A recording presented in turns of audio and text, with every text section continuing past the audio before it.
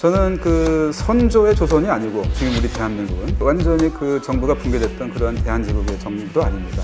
우리는 그동안에 산업화와 민주화를 달성했던 에너지를 가지고 있는 촛불혁명으로 탄생시킨 정부가 있습니다.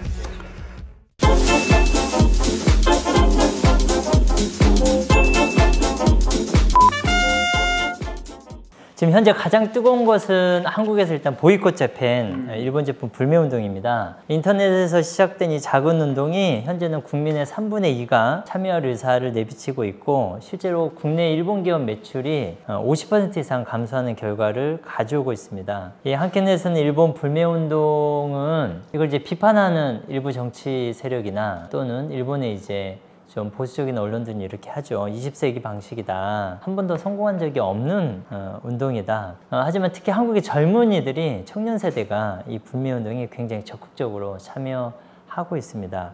네, 저는 뭐 불매운동 그리고 이 일본 여행 자제 운동 같은 것이 일어나는 것은 특히 이게 시민사회에서 자연스러운 현상이고 어떤 의미에서는 그 당연히 해야 될 그런 운동이라고 생각이 됩니다. 그 효과나 이런 것들을 따지기 전에 뭐 우리 국민이 일본의 그런 행동에 대해서 분노하고 있다라고 하는 의사를 전달하는 것은 굉장히 중요하죠. 그리고 이거는 우리 정부가 대일 외교를 하는 데서도 든든한 지원군의 역할을 할 수 있을 거라고 생각이 됩니다. 그와 동시에 좀 우리 국민들이 또는 우리 시민들이 스스로 좀 생각해 줬으면 하는 거는, 예컨대 요즘 좀 그 일각에서 나오는 것처럼 마치 뭐 이 임진왜란 때 의병을 조직하는 것처럼이라든지 또는 한말에 19세기 말에 우리가 의병을 조직했던 것처럼 이렇게 생각하는 그런 경향이 있는 것 같아요. 그 감정은 저는 이해합니다. 그렇지만은 저는 그 선조의 조선이 아니고 지금 우리 대한민국은 선조 시대의 조선이 아니고, 그리고 그 완전히 그 정부가 붕괴됐던 그런 대한제국의 정부도 아닙니다. 우리는 그동안에 산업화와 민주화를 달성했던 그런 그 에너지를 가지고 있는 정부를 가지고 있고, 촛불혁명으로 탄생시킨 정부가 있습니다. 그러니까 우리는 관군이 있어요. 관군이 있어서 관군은 관군대로 관군을 조직해가지고 대항할 수 있는 그런 힘과 능력과 에너지가 있다고 봅니다. 반면에 이제 이 시민 영역에서 시민들을 규합해서 조직해 나가는 그런 운동이 필요하죠. 그런 의미에서 21세기적인 시민운동이라고 하는 걸 우리가 좀 고민해 볼 필요는 있다고 생각합니다. 이 동아시아에서, 특히 동아시아에서 이런 새로운 질서를 만들어갈 수 있는 시민사회 영역의 힘이라고 하는 것은 저는 대한민국에 있다고 보거든요. 한국사회, 시민사회의 저력이라고 저는 봅니다. 그거는 많은 아시아 국가들이 좀 동의하는 점이 있는 것 같아요. 그렇기 때문에 이 일본의 시민사회, 그 다음에 동아시아의 어떤 이 시민들의 힘을 규합해서 연대할 수 있는 그런 이 열린 운동, 연대할 수 있는 열린 운동이라고 하는 걸로 우리가 좀 확대시켜 나갔으면 하는 그런 바람을 가지고 있습니다. 지속성과 보편성 말씀해 주셨고요. 뭐 이런 인식은 있는 것 같아요. 이거는 이렇게 가면 한국도 손해지만 일본도 손해 아니냐. 지금 미국도, 지금 중국도, 그다음에 러시아도, 이 주변 강대국들이 지금 각자의 국익을 극대화하는 방식으로 나아가고 있는 이 마당에 서로 이게 제로섬 게임이 되어가는 방식은 바람직하지 않느냐라고 하는 기본 인식도 있는 것 같아요. 우선 좀 중장기적으로 우리가 일본을 상대로 해서 어떤 외교를 펼칠 것인가, 그리고 어떤 과제, 어떤 이슈 영역을 가지고 한일 관계를 만들어 갈 것인가라고 하는 문제인데요. 현재, 과거, 미래 각각 하나씩 커다란 과제들이 있다고 생각합니다. 첫 번째는 현재적인 과제인데요. 북한 비핵화, 한반도 평화 프로세스라고 하는 굉장히 중요한 우리들의 목표가 될 수밖에 없죠. 그런데 그 과정에서 일본이 기여할 수 있는 역할이 있다고 봅니다. 일본도 어쨌든 기여할 수 있는 부분이 있다. 이 북한의 비핵화라고 하는 거를 견인해내기 위해서는 일본, 미국이 움직여서 북한과 관계를 정상화하는 게 이게 필연적으로 같이 가야 할, 동반되어야 할 과정인 것입니다. 그러니까 북한 비핵화의 대가로서 이게 주어지는 것이 아니고 북한 비핵화를 추동하는 그런 정치 일정으로 이게 같이 가야 된다라고 하는 거죠. 근데 북미 관계가 그렇게 가고 있습니다.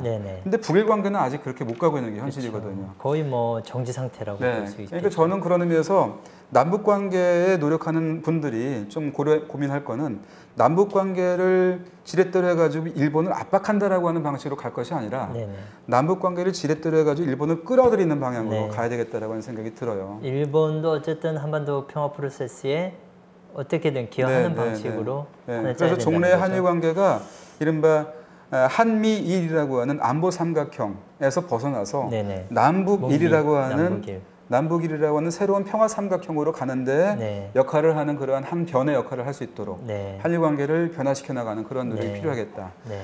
그러니까 일본은 여전히 지금 한미일 안보 삼각형 하에서 한국이 그 밑에 들어와라. 네네. 하위 동맹으로서 한일 관계가 있다라고 하는 식으로 얘기를 하고 있고 강요를 하고 있는데 그런 일본을 끌어들이는 그런 역할을 하면서 이 안보 삼각형의 이 크기를 상대화시키고 평화 삼각형의 크기를 넓혀가는 그런 상대로서 대일 외교를 할 필요가 있겠다라고 하는 게 하나의 우리의 목표가 되어야 되겠다는 생각이 듭니다. 두 번째는 역사 문제입니다. 지금 아까 제가 65년 체제의 극복이라고 하는 걸 과제로 설정을 했는데요. 그러려면은 이 해석의 차이가 있는 이 현실을 갖다가 이 시정을 해야 됩니다. 그래서 저는 그렇다 해가지고 새로운 조약, 새로운 어떤 협정을 만들자라고 하는 얘기가 아니에요. 그건 더 많이 힘든 그런 과정이 있을 겁니다. 그러니까 그거보다는 1965년 체제를 안정화시키자라고 하는 그런 얘기를 합니다. 1965년의 한계도 분명히 있지만 그 한계를 극복하려고 하는 노력이 있어 왔어요, 사실은요. 그 물꼬를 튼 거는 위안부 문제였습니다. 위안부 문제를 주제로 해가지고 이 규합된 그러한 시민운동이 우리 정부를 압박을 했고 우리 정부가 일본에게 역사인식의 발전을 촉구를 했고 그래서 나온 것이 93년도에 고노다마, 95년도에 무라야마다마, 98년도에 김대중 오부치 선언, 2010년 간 나오토 다마까지 갔던 겁니다. 이건 일본이 스스로 반성해서 나온 게 아니고요. 우리가 계속 우리 시민사회의 힘으로 압력을 가해서 일본의 역사인식을 끌어올린 겁니다. 그런데 그거를 너무 우리는 무시하지 말고 그러한 이 긍정적인 역사가 있었다라고 하는 것도 발판으로 삼아서 일본이 여기까지 왔으면 한 발 더 나가달라. 라고 하는 식으로 일본을 끌어가는 그러한 외교를 할 필요가 있다고 봅니다. 서서히 일본의 역사인식이 진전이 됐는데 결정적으로 이제 2010년도 이 한일 병탄 100년이라고 하는 일본에 의한 한국 병탄 100년이라고 하는 시점에서 나온 간 나오토 담화라고 하는 것은 식민지 지배 문제에 대해서 가장 지금까지 나왔던 일본의 인식으로서는 진전된 인식을 보여주고 있습니다. 무슨 얘기냐면은 식민지 지배라고 하는 것은 3.1 운동에서 표출된 것과 같이 한국 국민의 의사에 반해서 이루어진 것이었다라고 의사에 하는 반한다. 이런 표현을 썼네요. 그런 표현이었습니다. 그러니까 플러스 표현이었죠. 그렇죠. 그러니까 그게 강제적이었다, 그래서 불법적이었다라고 하는 것이지만 일본이 아직 그러한 용어를 직접적으로 받아들이기는 어려운 상황이었기 때문에 그걸 풀어서 그렇게 설명을 했던 겁니다. 그런데 이 얘기는 사실은 풀어서 쓰긴 했지만 조약의 불법성, 조약의 강제성이라고 하는 것을 논증하기 위한 가장 중요한 논거입니다. 국민이 반대하는 조약이었는데 그건 강제고 불법이었던 거죠. 그렇죠. 그러니까 여기서 이 인식을 한 단계 더 나아가게 해서 조약이 불법이었다라고 하는 말을 일본이 인정하도록 하는 거. 이게 비록 아베 때 안 된다 하더라도 이 과제를 던져서 일본이 움직이도록 하는 그러한 외교 노력을 지금부터 해야 되겠다라고 하는 겁니다. 그래서 이제 배상 문제를 어떤 의미에서는 그 틀에서 해결을 하는 겁니다. 여기에서는 어쩌면은 저에 대해서 반발이 있을 수 있겠지만 제가 좀 용기를 내보겠습니다. 일본이 그동안에 이 불법성이라고 하는 말을 인정하지 못했던 이유는 불법이라고 하는 걸 인정한 순간 거기서 뭐가 발생하겠습니까? 배상의 의무가 발생을 합니다. 그렇죠. 필연적으로. 필연적으로. 배상의 의무가 발생합니다. 그렇기 때문에 일본이 인정을 못했던 겁니다. 근데 일본은 배상이라고 하는 말을 쓰지 않으면서 자꾸 이렇게 말꼬리를 갖다 흐려가면서 도의적이니 아니면 뭐 축하하기 위해서라든지 이런 얘기를 하면서 배상이라고 하는 쓰지 않았지만 여러 차례 금전적인 그러한 조치들을 취해왔습니다. 뭐 청구권 자금 포함해가지고요. 그다음에 청구권 협정에 포함되지 않았던 여러 가지 문제들, 예컨대 뭐 위안부 문제 포함해가지고 사할린 동포 귀국 문제, 피폭자 문제 이런 데 대해서 일본의 예산도 써가면서 뭐 여러 가지 조치들을 취해왔습니다. 사실은 그러니까 그런 의미에서는 우리 이승만 정부 때 일본한테 요구했던 배상액보다는 오히려 실질적으로는 배상 액수로서는 무상 3억, 무상 5억을 포함해서 우리 이승만 정부가 당시에 21억을 요구했던 것보다 더 많은 액수를 사실은 받아온 거라고도 할 수 있습니다. 그리고 그 액수는 만일에 한국에 이 지불하는 그 액수와 동등한 액수를 갖다가 일본이 균형을 맞춰가지고 북한에도 한다고 한다면은 그게 2배가 되는 액수를 한반도에 지불하는 것이기 때문에 금전적인 액수로 봐가지고는 적지 않은 액수가 이미 우리한테 와 있습니다. 근데 그거를 우리는 뭐 일본이 노력한 것이다. 배상을 위해서 노력한 것이다라고 이렇게 인정을 해주는 거죠. 네네. 그렇게 됐을 때 부수적인 효과로 우리가 생각할 수 있는 건 뭐냐면 예컨대 위안부 합의 때문에 일본이 지불했다라고 하는 네네. 10억 엔의 용도입니다. 네. 우리는 이게 일본이 완전히 끝까지 반성하지 않고 보낸 돈이어서 그 돈의 의미가 불명확하다. 그러니까 도로 가져가라 라고 하는 입장에 있죠. 그래서 우리가 예치해 놓고 있습니다. 일본은 지금 못 받겠다 하고 있고요. 그쵸. 이게 지금 그 위안부 합의의 마지막 그 과제로 남아있는 네. 문제죠. 네. 물론 이거를 그 반응을 함으로써 깨끗하게 네. 이 문제를 처리하는 것도 하나의 방법이지만 네. 만일에 우리가 이런 노력을 해가지고 일본이 불법이었다라고 하는 것을 인정을 해서 총체적으로 위안부 문제를 포함해가지고 모든 것이 일본의 국가 책임이다라고 하는 걸 인정하게 되면은 네네. 이 10억 엔이라고 하는 것이 일본의 배상, 국가 네네. 배상이라고 하는 명목을 띠게 되는 겁니다. 네네. 이건 배상금이다. 네, 배상금이 네. 되는 거죠. 네. 명실상부한. 네네. 그러면은 그때부터 한일 합의의 원래 취지였던 피해자분들의 네네. 위안부 피해자분들의 명예회복과 상처 치유를 위한 그러한 용도로 이걸 쓰면 되는 것이고요. 네네. 배상으로 받아서요. 네네. 그리고 이걸 지렛대로 해가지고 유엔의 고문방지위원회라든지 이런 데가 권고하는 것처럼 합의의 개정이라고 하는 걸로 나아갈 수 있는 근거를 마련할 수 있는 거죠. 수 있다. 지렛대를 마련할 네. 수 있는 거죠. 그게 하나의 방식입니다. 네네. 그런 다음에 이제 이거를 북일 관계에서 연결해 가지고요. 네네. 북일 관계에서도 사실은 일본은 지금 한일 관계에서 했었던 것 마찬가지로 애매한 방식으로 처리하려고 하고 있습니다. 국교 정상화와 동시에 일본이 북한한테 금전적인 어떤 제공이라고 하는 것을 얘기를 하고 있는데요. 네네. 그 액수와 상관없이 이것 또한 경제 협력이라고 하는 명목으로 지금 일본은 하려고 하고 있습니다. 아, 그렇군요. 한국과 했던 방식 그대로. 네, 북한도 90년대 초반에 그 국교 정상화를 위한 교섭을 여러 번 하면서 북한도 일본한테 배상을 처음에 요구했습니다. 그건 시작됐던 거는 김일성 때였죠. 네네. 배상을 요구했다가 일본이 계속 안 받으니까 보상으로 떨어졌고 결국에는 김정일 위원장과 고이즈미 총리와의 이 국교 정상화 원칙을 얘기했던 2002년도에 북일 공동선언에서는 일본이 북한한테 경제 협력을 한다라고 하는 명목으로 이 문제가 낙찰이 돼 버렸어요.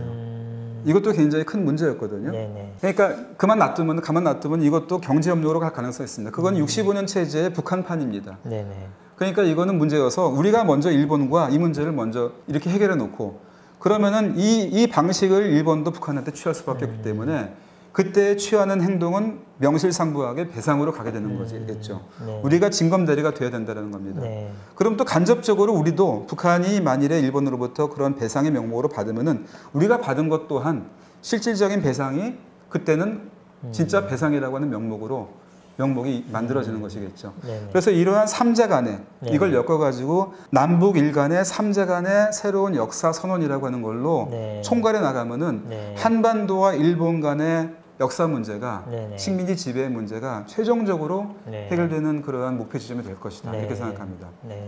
이게 두 번째 과거사의 네. 문제입니다. 그다음에 이제 미래 문제가 남아 있죠. 네네네. 미래 문제는 저는 이제 비핵화 이후에 비핵화를 보증하는 그러한 새로운 이 동아시아의 다자적인 안보의 틀 구상입니다. 네네. 다자적인 안보의 틀이 만들어지지 않으면은 남북한 간의 협력이 아무리 진전이 돼도 이게 네네. 안정적으로 제도화가 되지 않습니다. 네네. 그러니까 이 두 가지는 동시에 가야 되거든요.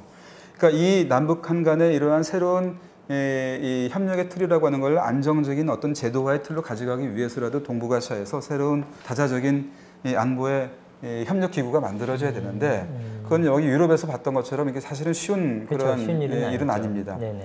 그렇다고 해가지고 이거를 갖다가 포기할 수는 없는 것이고요. 네. 우리가 새로운 질서를 구상한다면은 저는 그래서 이 동북아시아 비핵 무기 지대화라고 하는 거를 만들자라고 하는 네. 그러한 제안을 해봅니다. 네. 동북아시아 비핵 무기 지대 조약이라고 네. 하는 걸 만들어서요. 미국과 중국과 러시아와 유럽을 뺀 지역에서는 지금 이미 모든 지역에서 이 비핵 무기 이 지대를 선언을 했습니다. 그렇군요. 남미, 아프리카, 북으로는 중앙아시아, 몽골이 있고요. 네네. 그 다음에 그 남태평양이 있고요. 네네. 동남아시아가 있고요. 네네. 근데 지금 여기에서 지금 동북아시아만 딱 비어 있는 상태죠. 왜냐하면 여기에 핵 보유국들이 다 모여 있으니까 그렇습니다. 네네. 중국, 러시아, 미국이라고 하는 네네. 핵 보유 강대국들이죠. 근데 다행히도 아직은 일본은 핵 문턱까지 가 있지만, 핵 보유 문턱까지 가 있지만 명시적으로 핵을 갖겠다라고 하는 것을 지금 선언할 수 없는 나라입니다. 그렇죠. 왜냐하면 비핵 평화에 평화헌법이 있는 나라이기 때문에. 그렇죠. 그런 의미에서도 평화헌법은 중요하죠. 네. 근데 우리는 1998년도에 한일 공동선언이 사실은 굉장히 중요한 의미를 갖는 것은 여기에서도 의미가 있는데요. 비핵 평화의 가치를 사실은 한국과 일본이 공유한 적이 있습니다. 여기에서요. 네네.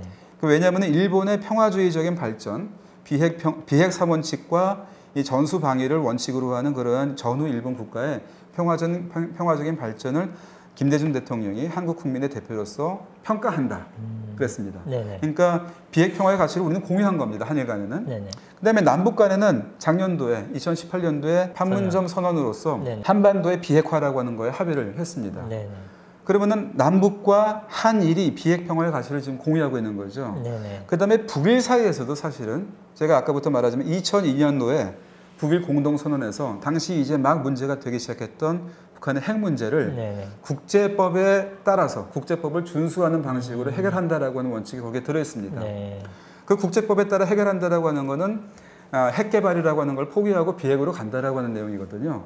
그거를 북일 간에도 공유한 겁니다. 네네. 그러니까 사실은 이게 꿈 이야기는 아니고요. 네네. 이미 제도적인 장치들을 우리는 사실은 조금씩, 만들어 온 네, 거죠. 만들어 오고 있었다. 지금 그게 따로따로 있기 때문에 네네. 이게 지금 모아지지 않는 것이어서 네네. 이거를 엮어가는 것이 필요한 것이고 따로따로 있는 것을 엮는 게 이게 전략인 것이죠. 그래서 우리가 그런 의미에서 그랜드 디자인 또는 뭐 그랜드 스트래티지를 만들어서 이걸 엮어나간다고 한다면은 남북일 간에 불가능한 게 아닙니다. 네네. 그래서 이제 가운데 있는 이러한 3개국에 대해서는 외부에 있는 핵 국가들이 핵을 쓰지 않는다, 핵으로 위협하지 않는다라고 하는 걸 약정하는 그런 의정서를 맺는다고 한다면은 서로 뭐 자기들끼리 갖는 건 어쩔 수 없어도 이 세계 안에 있는 국가들에 대해서는 이거 사용하지 않는다, 위협하지 않는다라고 하는 그런 의정서를 맺는다고 한다면은 여기에서도 새로운 다자적인 질서가 만들어지는 거죠. 3+3이라고 하는. 그러겠네요. 예, 그래서 이것도 역시 당장은 힘든다 하더라도 네네. 지금 기초는 마련되어 있으니까 네네. 그걸 만들어가는 로드맵을 만들어가지고 네네. 적극적으로 이 여기에서도 일본이 굉장히 중요한 파트너니까 네. 이러한 세계의 이슈를 가지고 일본을 견인해내는 그런 외교를 중장기적으로 했으면 좋겠다 하는 생각을 합니다. 네. 네, 오늘 썰태양 한일 관계는 남기윤 교수님 모시고 진행을 했습니다. 어쨌든 지금 일어나고 있는 국면에 대해서 우리 청년과 미래 세대를 위해서는 한일 관계가 이런 제로섬 게임이 아니라 서로 미래지향적인 방식으로 공동의 이익을 위해서 나아가야 되는 과제가 있는 것 같습니다. 오늘 말씀을 기초로 해서 저희도 함께 미래당도 찾아가 보도록 하겠습니다. 네, 시청해 주셔서 감사합니다. 감사합니다. 네, 교수님 감사합니다. 예.